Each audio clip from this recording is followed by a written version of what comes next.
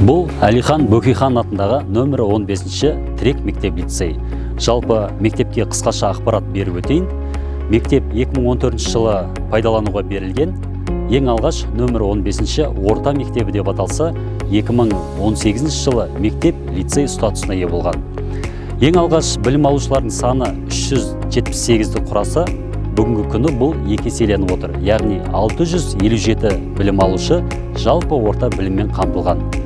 Жас ұрпақтың болашағына үлкен жауапкершілікпен қарайтын 85 педагог қызмет атқарып келеді.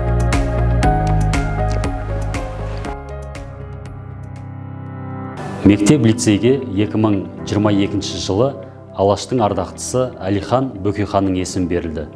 2023 жылы Қазақстан халқына қоры мен білім беру саласын тұрақты дамыту қорының ауылдық жерлердегі тірек мектептердің әлеуетінің дамыту жобасына еніп, мектептің материалдық техникалық базасы жаңарды.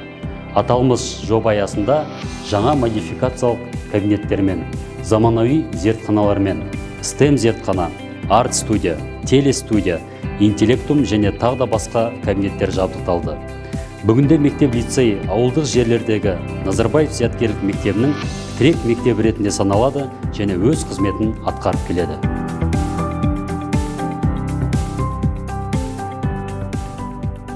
Мемлекет басшысы Қасым-Жомарт Тоқаев Қазақстан халқына арнаған жолдауында ауыл мен қала мектептерінің арасындағы білім сапасындағы алшақтықты азайту мәселесіне қатысты тапсырма берген болатын. Осыған орай білім сапасын арттыру мақсатында Тірек мектеп-лицей Тараз қаласындағы Назарбаев зияткерлік мектебі және педагогикалық шеберлік орталығымен бірлескен ауыл мектебі және ауыл мектебі сапа алаңы жобалары аясында ауыл мен қала мектептерінің білім сапасындағы алшақтықты азайту мақсатында жаңа әдістемелерді енгізу және педагогтердің біліктілігін арттыру жұмыстарымен айналысып келеді.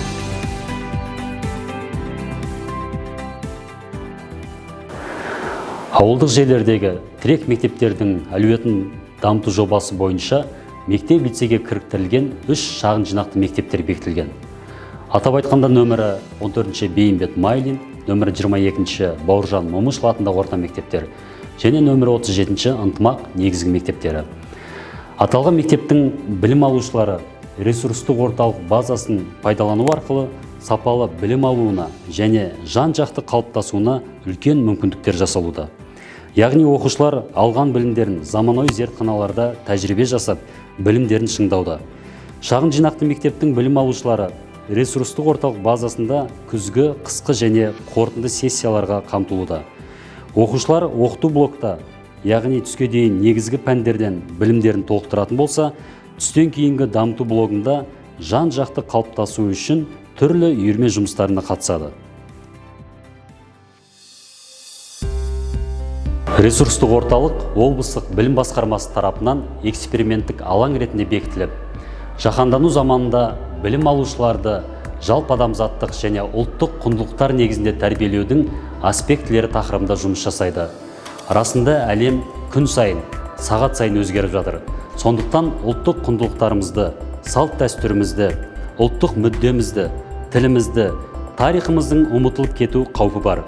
Сондықтан бүгінгі ұрпақты өзіміздің салт дәстүрлеріміз арқылы тәрбиелеуді мақсат тұтып, соған сәйкес жұмыстар жүргізіп келеміз.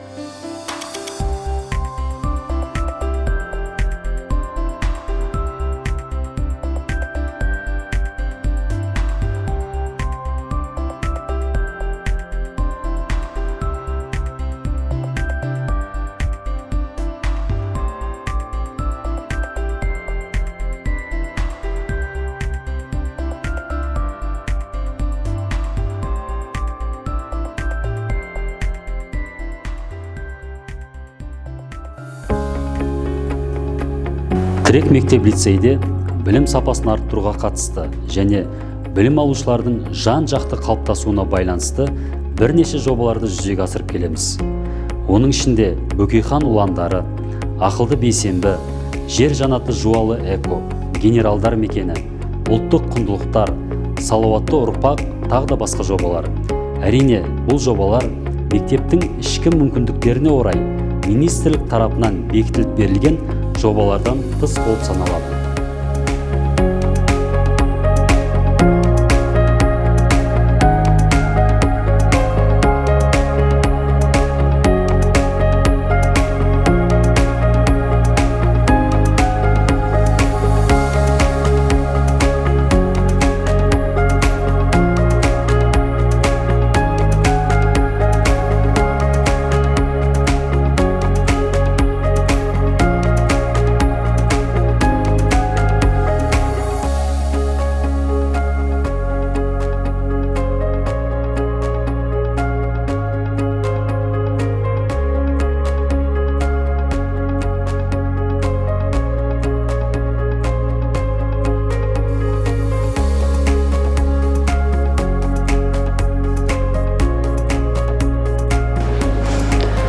Әулиеата кітап оқитын өңір жобасы аясында Тірек мектеп лицейде оқырмандар талқысы жобасы жұмыс жасайды. Жобаның мақсаты білім алушылардың кітапқа деген қызығушылығын арттыру, оқырман мәдениетін қалыптастыру, келешек ұрпақты дәстүрлі түрде кітап оқуға шақыру. Ал құрметті оқырмандар, бүгін біз қандай кітапты талқылайтын боламыз? Бүгін біздің кезекті талқылайтын кітабымыз «Ақиқат пен аңыз» кітабы. Әзілхан Нұршайықов «Махаббат қызық мол жылдар» кітабымен танымал болған жазушы. Бұл кітап бізде Ұлы Отан соғысының даңқты қаһарманы гвардия полковнигі Бауыржан Момышұлыға арнап жазылған. Бұл жерде роман диалог ретінде жүргізіледі, яғни автор мен Бауыржан Момышұлы арасындағы диалог. Мен бұл кітапты өзімнің достарыма оқуға кеңес беремін.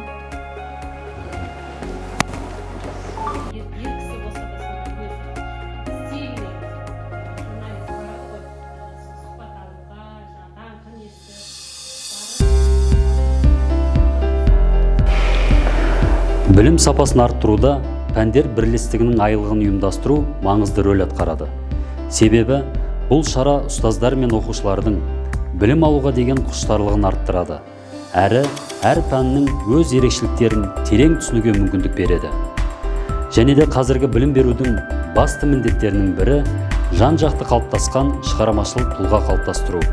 Осы орайда оқушылардың қабілеттері мен қызығушылығын арттырып, бос уақыттарын тиімді пайдалану мақсатында түрлі үйірмелерді жүргізіп келеміз.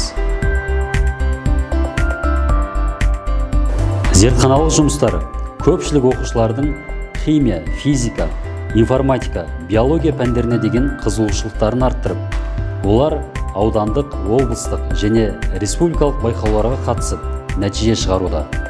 Арт студияға байланысты қылқалам шебері, телестудияға байланысты жас тілші, телестудия өнері, мобилография өнері, өндірістік шеберханаларға қатысты қолөнер шебері, сонымен қатар оқушылардың ғылыми қоғамы, кіші олимпиада мектебі, робототехника, домбыра және спорттық үйірмелер жұмыс жасайды. Бұл үйірмелердің білім алушылар үшін ерте жастан кәсіптік бағдарлануына маңызы өте зор.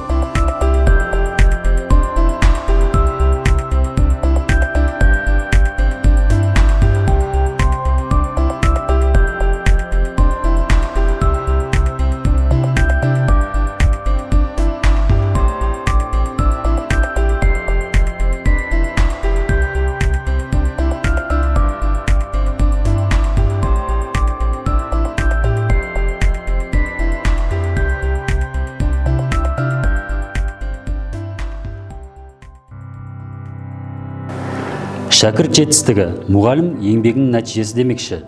Тірек мектеп лицей оқушылары облыстық пәндік олимпиадалар мен ғылыми жобалар байқауында, Роботек Гранд республикалық турнирінің облыстық кезеңінде, Про-Эко республикалық экологиялық ғылыми жобалар, тағы да басқа байқауларында бірқатар дарынды шәкірттеріміз жүлделі орындарды жеңіп алды.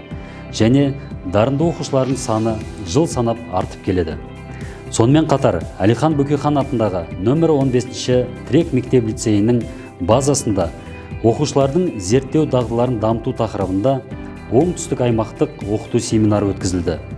Тәжірибелік семинарға Алматы, Жетісу және Жамбыл облыстарынан физика, химия, биология, география, тарих, көркем еңбек, музыка пәндерінен дәріс беретін 100-ден астам педагогтері қатысты.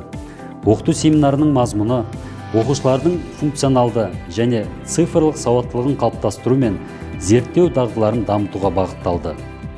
Бүгінде Трек мектеп-лицей инновациялық білім беру әдістерін оқу үдерісіне енгізуді қамтамасыз ету, бірлескен іс-шараларды, ғылыми-педагогикалық жобаларды іске асыру мақсатында Мұхаммед Хайдар Дулати атындағы Тараз университетімен, Шерхан Мұртаза атындағы Халықаралық Тараз инновациялық университетімен және Түркістан қаласындағы Яссауи атындағы Халықаралық Қазақ-Түрік университетімен ынтымақтастық жөніндегі келісімшарт негізінде жұмыстарды тиімді атқарып келеді. Оқу жылында ауыл мектеп жобасы аясында Елордада және Түркістан, Алматы қалаларында өткізілген көшпелі фотокөрмеге Трек мектеп-лицейдің тыныс тіршілігі таңдалып алынды. Бұл фотокөрмеде ауыл мектебінің мүмкіндіктері, ерекше бастамалар мен табысты тәжірибелер кеңінен көрініс тапты. Көрме тек біздің білім ордамызды ғана емес, бүкіл ауыл мектептерін қолдаудың маңыздылығын көрсетеді. Мұндай жетістіктер ұстаздардың, оқушылардың және олардың ата-аналарының бірлескен еңбегінің нәтижесі деп білемін.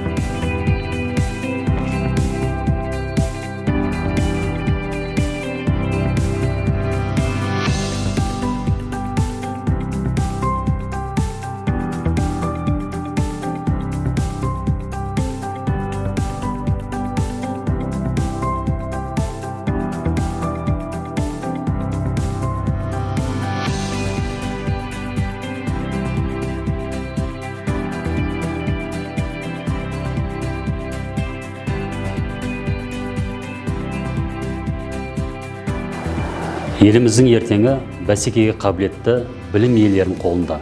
Сондықтан да мектеп педагогтері жас ұрпаққа жан-жақты терең білім беру, ұлттық құндылықтарымызды бағалауға және салт дәстүрімізді құрметтеуге тәрбиелеу міндеттерін өздерінің абыройлы парыз деп түсініп, парыз биігінен көріну үшін қажымай еңбек етіп келеді. Егіншінің еңбегі жинап алған өнімнен көрінсе, мұғалім еңбегінің нәтижесі оқушының білім деңгейімен өлшенеді деп ұлы педагог Ыбырай Алтынсарин айтқандай, мұғалім еңбегінің жемісі шәкірттерінің қол жеткізген табыстары. Дегенмен ұжым мүшелері қол жеткен табыстарға тоқ мейілсімейді. Табыс бір жағы ұстаздар үшін мәртебе болса, бір жағы жүктелген өте үлкен жауапкершілік.